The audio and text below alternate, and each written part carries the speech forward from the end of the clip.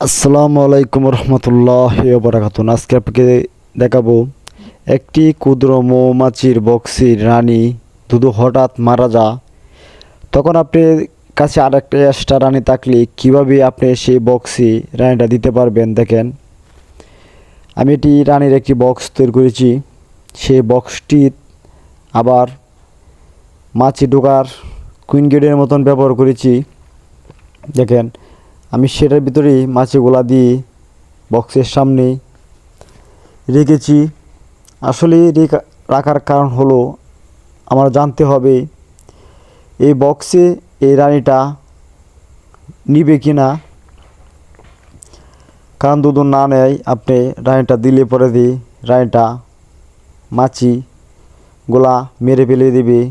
সেজন্য অবশ্যই আগে আপনার রানীর সাথে মাছিগুলা মিট হবে কি না, মিশে থাকবে কি না, সেটা অবশ্যই চেক দিতে হবে।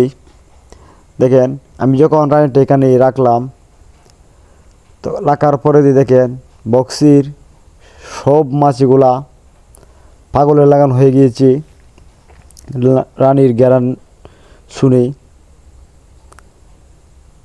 এবং মাছি দেখেন, এটার ভিতরেও রানীর কাছে অনেক মাছি গিয়ে রানীকে স্পর্শ করে আসছে।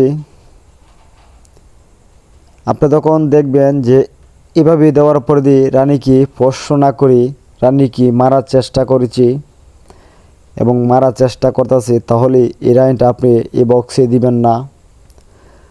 দিলে রানীটা মেরে ফেলে দিবে।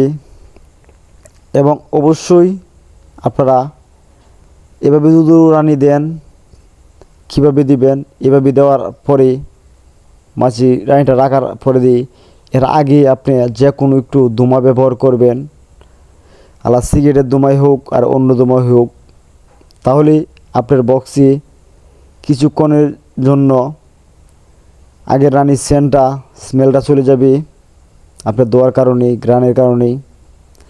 ভিডিওটি ভালো লেগে থাকলে